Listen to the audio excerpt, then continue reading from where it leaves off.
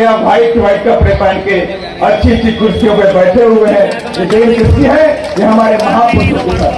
और देन मान्या बहन जी की भी है कि जिन्होंने ये महापुरुषों के इस पेड़ को सूखने नहीं दिया है और पूरी ताकत के साथ में आज ये पेड़ हरा भरा है सब। और मान्या बहन जी ने इस पौधे को, इस मूवमेंट को, इस मिशन को आगे बढ़ाने के लिए भी हम सबके बीच में आकाश आनंद जी नाम आपके सबके सामने एक युवा चेहरा और काबिल चेहरा, पढ़ा लिखा चेहरा आप सबके सामने आपके लिए संघर्ष करने के लिए आपके बीच में लगा भी दिया था, जिसकी पूरी ताकत 2023 के लिए कमर कर चुकी है।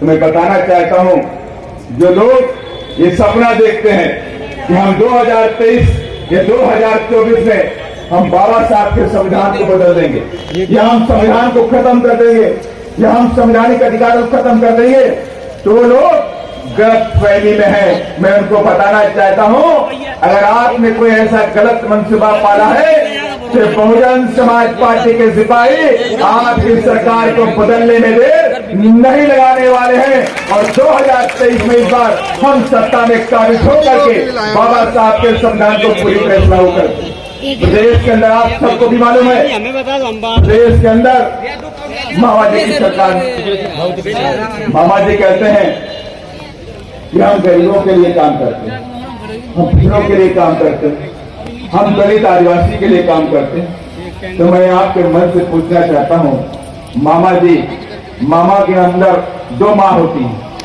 कि नहीं होती है? जो 2 माँ होती है उसे मामा बोलते हैं, लेकिन आप तो 1 माँ वाला भी काम नहीं कर पा रहे। अरे आप तो गरीबों का पोषण का अनाज खा गए।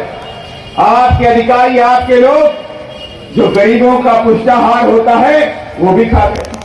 व्यापक घोटाला आपके यहाँ हुआ, बड़े बड़े घोटाले आपके यहाँ होते हैं, लेकिन कोई आवाज नहीं होती। इसी मध्य प्रदेश के अंदर शिवपुरी के अंदर 2 दलित बच्चों को पानी की जैसे पीट के मार दिया गया। इसी मध्य प्रदेश के अंदर आप आदिवासियों को, आप उनके नाम पर, उनके महापुरुषों के नाम पर बरगलाने का काम करते हो, लेकिन जब जमीनी हकीकत में जाते हैं तो हम देखते हैं कि सिवनी के अंदर आदिवासियों को पीट के मार दिया गया।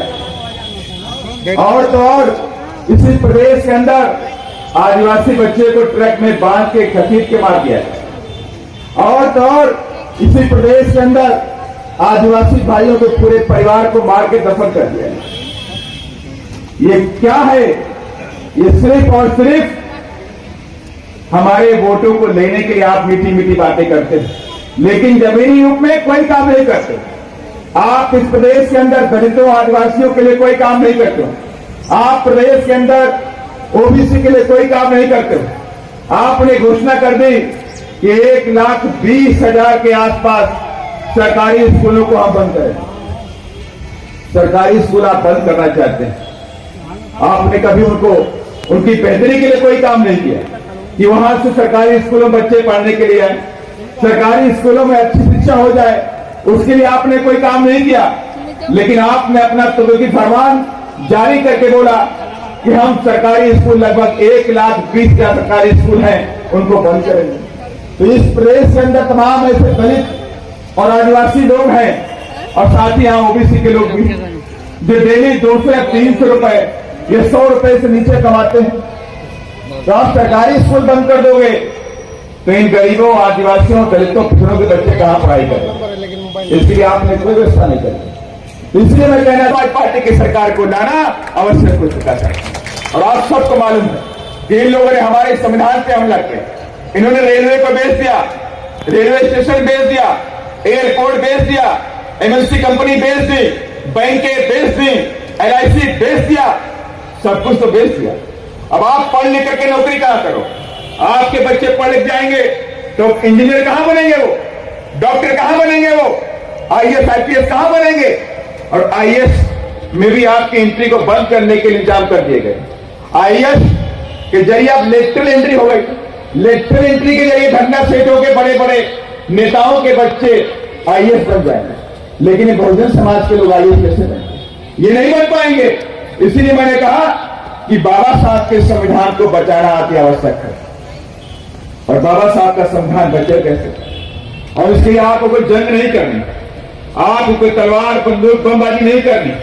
आपको सबसे बड़ा काम यह करना है कि बाबा साहब ने आपको सबसे बड़ा हथियार वोट का हथियार दिया है। इस हथियार का प्रयोग 2023 में करना है और 2023 में करके बहुजन समाज पार्टी कोई सरकार मध्य प्रदेश में आपको लेकर आनी।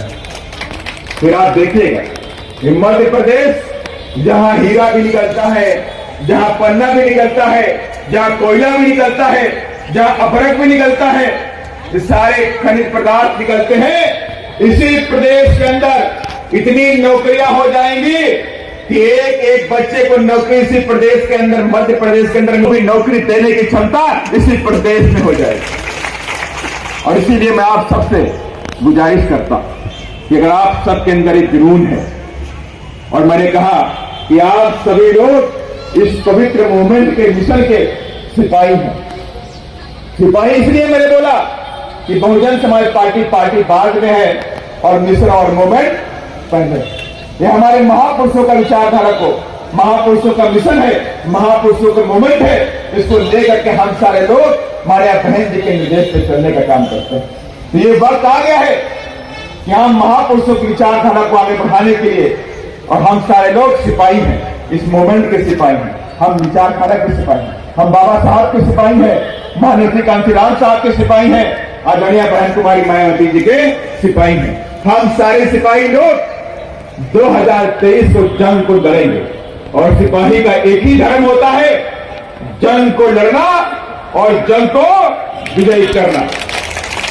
यही उद्देश्य हम लेकर के चलेंगे और हम जरा सा भी समय आगे भविष्य के लिए नहीं सोचेंगे।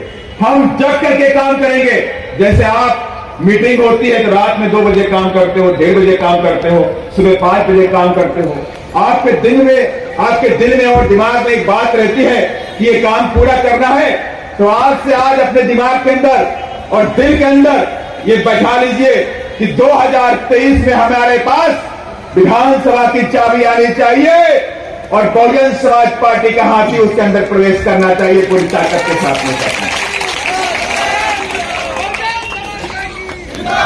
और जब हम ये दिमाग में बैठा लेंगे, हर वक्त सोचेंगे, तो मैं दावे के साथ में कहता हूं कि मेरा एक एक सिपाही दिन रात काम करेगा और इस मिशन और मूवमेंट की अलग को गांव लेकर के जगाने का भी काम करेगा। गांव जाइए, बूथ पे जाइए, वहां पर लोगों को समझाने का काम करिए कि हमारी गुलामी हजारों साल बाद खत्म हुई। इधर ओबीसी के भी हमारे भाई बैठे कि नहीं बैठे? तो कि बाबा साहब दलितों के लिए काम किया, बाबा साहब ने पूरे देश के लिए काम किया, सब समाज के लिए काम किया, बाबा साहब ने बहुजन समाज के लिए काम किया। और बाबा साहब ने आर्टिकल 340 पहले बनाया है और आर्टिकल 340 को बना करके बाबा साहब ने ओबीसी के बच्चों को इस देश में मान सम्मान दिलाने का भी काम बाबा साहब करके गए थे। और इसलिए ये जिम्मेदारी ओबीसी भाइयों की बनती है, जितनी दलितों की बनती है, जितनी की आदिवासियों की बनती है। हम सारे लोग मिलकर के बहुजन राज 2023 में मध्य प्रदेश में ला करके रहेंगे। और ऐसा हम सब लोगों ने इस संकल्प किया है, हम सब ने संकल्प कर लिया है। और आप सब जानते हैं हमारे लोगों के जीवन में संकल्प का एक महत्व है। संकल्प के नाम से मतलब होता है कि बाबा साहब ने संकल्प लिया था, लिया कि नहीं लिया? कहां लिया था? कहां लिया था? बड़ौदा में लिया था, लिया नहीं लिया? बड़ौदा में उस पेड़ के नीचे बाबा साहब ने संकल्प लिया था कि मैं अपने बहुजन समाज के लोगों को इस देश की गुलामी से आजाद करा करके रहूंगा। और बाबा साहब ने संविधान बना करके हमारी गुलामी खत्म कर दिया। किया कि नहीं किया? इसलिए हम सब लोग बाबा साहब के फॉलोवर हैं, बाबा साहब के मानने वाले लोग हैं। जब बाबा साहब के मानने वाले लोग हैं तो 23 में बहुजन समाज पार्टी का राज मध्य प्रदेश में कायम करके रहेंगे, रहेंगे नहीं रहेंगे। और ये नारा लाइए कि अब वोट हमारा, राज तुम्हारा नहीं चलेगा, नहीं चलेगा। वोट हमारा, राज तुम्हारा नहीं चलेगा, नहीं चलेगा। भाई क्यों नहीं चलेगा? कभी सोचा इसके बारे? अभी सोचा? बताइए। मैंने तो कहा वोट हमारा छुआ हुआ पानी नहीं पीते हैं। क्या वो लोग तुम्हारा वोट लेकर के सरकार बना करके एमपी एमएलए बन करके क्या वो लोग आपके अधिकार के लिए कोई जंग लड़ेंगे?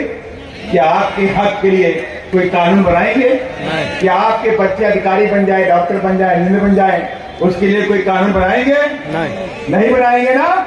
तो फिर से बोलिए, वोट हमारा, राष्ट्र हमारा। नहीं चलेगा, नहीं चलेगा।